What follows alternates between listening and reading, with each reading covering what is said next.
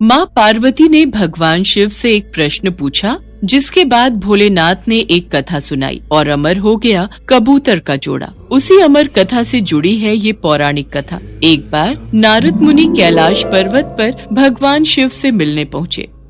नारायण नारायण, प्रणाम माते। आइए देवर्षि नारद, कैसे आना हुआ? माते, मैं तो भगवान शिव और आपके दर्शन करने आया हूँ, पर महादेव कहीं दिखाई नहीं दे रहे। वे तो भ्रमण के लिए गए हैं, कुछ देर में लौटेंगे। देवर्षि नारद माँ पार्वती से वार्तालाप करने लगे। तभी उन्होंने माँ पार्वती से पूछा, माते, क्या आप अमर कथा के बारे में जानती हैं? अमर कथा? वो कौन सी कथा है? उसके बारे में तो मैं नहीं जानती। नारायण नारायण, माते, जब भगवान भोलेनाथ आएंगे तब आप उनसे इस बारे में पूछना। अच्छा माते, मैं चलता हूँ। नारायण नारायण। पार्वती माता सोच में पड़ गई कि ऐसी कौन सी कथा है जो स्वामी ने मुझसे नहीं कही। तभी भोलेनाथ कैलाश पर लौट आते हैं। माता पार्वती उनसे इस बारे में चर्चा करती हैं। प्रभु, आपने मुझे कभी अमर कथा के बारे में क्यों नहीं बताया? मुझे आज और अभी अमर कथा सुननी है। ठीक है देवी, मैं आपको आज अमर कथा सुनाऊंगा, परंतु उसके कुछ नियमों का पालन आपको करना पड़ेगा। अमर कथा के दौरान आपको एक क्षण के लिए भी सोना नहीं है। आप बीच बीच में हुंकार भरती रहना, ताकि मुझे आभास रहे कि आप कथा सुन रही हैं, क्योंकि मेरे नेत्र भी उस क्षण बंद रहेंगे। ठीक है स्वामी, मैं ऐसा ही करूंगी। भगवान शंकर ने माता पार्वती से एकांत और गुप्त स्थान पर अमर कथा सुनने को कहा, जिससे कि अमर कथा कोई अन्य जीव न सुन पाए, क्योंकि जो कोई भी इस अमर कथा को सुन लेता है वो अमर हो जाता। इसके पश्चात शिवजी देवी पार्वती को अमर कथा कहने एक गुफा में ले गए। पुराणों में कहा जाता है, शिवजी ने देवी पार्वती को अमरनाथ की गुफा में अपनी साधना की अमर कथा सुनाई थी, जिसे हम अमरत्व कहते हैं। प्रचलित कथा के अनुसार भगवान भोलेनाथ ने अपनी सवारी नंदी को पहलगाम पर छोड़ दिया, जटाओं से चंद्रमा को चंदनवाड़ी में अलग कर दिया और गंगा जी को पंचतरणी में तथा कंठाभूषण सर्पों को शेषनाग पर छोड़ दिया। इस प्रकार इस पड़ाव का नाम शेषनाग पड़ा। अगला पड़ाव गणेश पड़ता है। इस स्थान पर भोलेनाथ ने अपने पुत्र गणेश को भी छोड़ दिया था, जिसको महागुणा का पर्वत भी कहा जाता है। पिस्सू घाटी में पिस्सू नामक कीड़े को भी त्याग दिया। इस प्रकार महादेव ने जीवनदायिनी पांचों तत्वों को भी अपने से अलग कर दिया। इसके बाद माँ पार्वती सहित उन्होंने गुप्त गुफा में प्रवेश किया और अमर कथा माँ पार्वती को सुनाने लगे।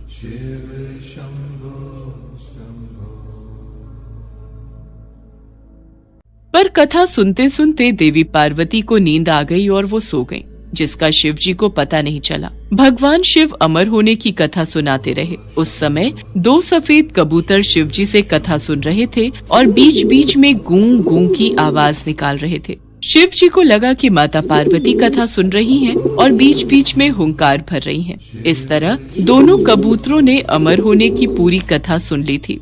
कथा समाप्त होने पर शिव जी का ध्यान देवी पार्वती की ओर गया, जो सो रही थी। अरे, देवी पार्वती तो गहरी निद्रा में है, तो फिर ये हुंकार कौन भर रहा था? अचानक महादेव की दृष्टि अमर कथा को सुनते उन कबूतरों पर पड़ी, तो वे क्रोधित हो गए और उन्हें मारने के लिए आगे बढ़े। मेरे क्रोध से तुम दोनों को कोई नहीं बचा सकता, तुम्हें इसका दंड अवश्य मिलेगा। हे प्रभु, हमें क्षमा कीजिए, हमने अनजाने में ही भूल की, पर हमने आपसे अमर होने की कथा सुनी है। यदि आप हमें मार देंगे तो अमर होने की ये कथा झूठी हो जाएगी। इस पर भगवान शिव का क्रोध शांत हो गया। प्रभु, इन दोनों का इसमें कोई दोष नहीं। मैं गहरी निद्रा में सो गई थी। मैंने आपके आदेश का पालन नहीं किया, इसलिए इन दोनों को क्षमा कर दीजिए। भगवान शिव जानते थे कि अनजाने ही सही पर कबूतरों ने अमर कथा को सुन लिया था, इसलिए वे दोनों अमर हो चुके हैं। इस पर महादेव ने कबूतरों को जीवित छोड़ दिया। भगवान शिव के आशीर्वाद से वो कबूतर का जोड़ा अजर अमर हो गया। कहते हैं आज भी इन दोनों कबूतरों का दर्शन भक्तों को इस गुफा में प्राप्त होता है और तब से ये गुफा अमर कथा की साक्षी हो गई व इसका नाम अमरनाथ गुफा के नाम से प्रसिद्ध हो गया।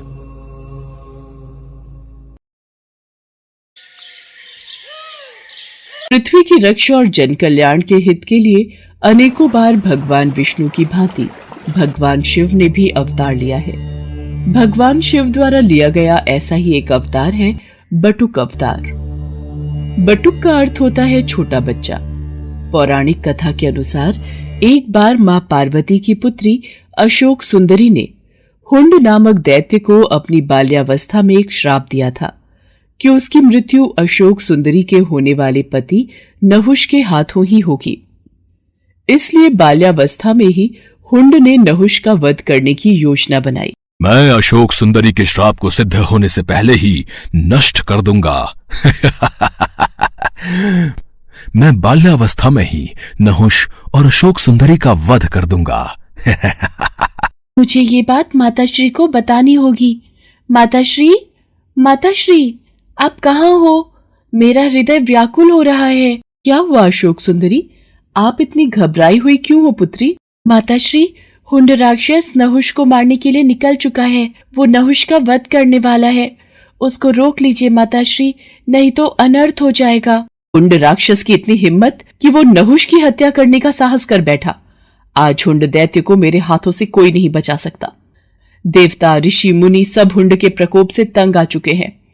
अब मुझे उसका संहार करना ही होगा। देखते ही देखते मां पार्वती मां काली के रूप में आ जाती हैं। उनका क्रोध बढ़ रहा था। वो हाथों में खड्ग लिए हुंड के वध के लिए निकल पड़ती हैं। किंतु यदि वो हुंड का वध कर देती तो वो प्रकृति के खिलाफ हो जाता, क्योंकि हुंड दैत्य का वध नहुष के हाथों ही लिखा था। इसलिए मां काली को रोकना जरूरी था। पर उनके क्रोध को कौन रोकेगा, यही समस्या थी। नारायण नारायण। प्रभु, मां काली तो क्रोध में आकर हुंड का वध करने निकल चुकी हैं। अब इनके क्रोध को कौन शांत करेगा? कौन इन्हें रोकेगा? आप सही कह रहे हैं देवर्षि नारद। मां काली को यदि रोका नहीं गया तो अनर्थ हो जाएगा। अब तो सिर्फ महादेव ही उनके क्रोध को शांत कर सकते हैं। जिस प्रकार उन्होंने पहले भी कई बार मां काली के मार्ग में आकर उनके क्रोध को शांत किया है। आप तो जानते ही हैं देवर्षि नारद, जब देवी पार्वती अत्यंत क्रोधित होती हैं तो वो महाकाली का रूप धारण कर लेती हैं और फिर उनके क्रोध को शांत करना असंभव हो जाता है। इतनी देर में सभी देवी देवता भगवान विष्णु के पास प्रकट होते हैं। प्रभु, देवी काली अत्यंत क्रोधित हो चुकी है। संसार भय से कांप रहा है। प्रभु, कुछ कीजिए। प्रभु, कुछ कीजिए। आप चिंतित मत होइए देवराजेंद्र, हम सब भगवान शिव के पास चलते हैं। महादेव, सभी देवी देवता आपके पास विनती हेतु आए हैं, इनकी सहायता कीजिए। मैं आपकी क्या सहायता कर सकता हूँ ब्रह्मदेव? आखिर क्या हुआ है? महादेव, हुंड दैत्य को पता चल चुका है कि भविष्य में उसका वध आपके होने वाले जामाता नहुष के हाथों ही होगा, इसलिए वो उसकी हत्या हेतु निकला है। देवी पार्वती इसी कारण क्रोध में आ गई हैं और उन्होंने मां काली का रूप धारण कर लिया है। अब उनके क्रोध को केवल आप ही शांत कर सकते हैं देवाधिदेव। काली के क्रोध को शांत करने के लिए मुझे उनके सामने जाना होगा। सभी देवी देवताओं को आश्वासन देकर भगवान भोलेनाथ देवी काली के समक्ष प्रकट होते हैं। देवी काली क्रोध की अग्नि में जल रही थी। वो भगवान शिव को अपने सामने देखकर विशाल रूप धारण कर लेती हैं और उनका क्रोध अत्यधिक बढ़ जाता है। शिव जी भी उन्हें रोकने के लिए अपना विशाल रूप धारण कर लेते हैं। रुक जाओ देवी पार्वती, शांत हो जाओ। नहीं, अब मेरा क्रोध तभी शांत होगा जब मैं हुंड दैत्य का वध करूंगी। देवी पार्वती, यदि आपने हुंड का वध कर दिया तो हमारी पुत्री अशोक सुंदरी द्वारा दिए गए उस श्राप का क्या होगा? वो श्राप व्यर्थ जाएगा। आप उस श्राप की मर्यादा को कैसे भंग कर सकती हो? आप जानते हैं प्रभु, हुंड ने हमारी पुत्री और होने वाले जामाता को मारने का दुस्साहस किया है और आप कहते हैं कि मैं शांत हो जाऊं? नहीं। देवी पार्वती, आसमान की ओर देखिए। सभी देवी देवता आपके इस रौद्र रूप को देखकर घबरा रहे हैं। शांत हो जाओ पार्वती, यही संसार के हित में है।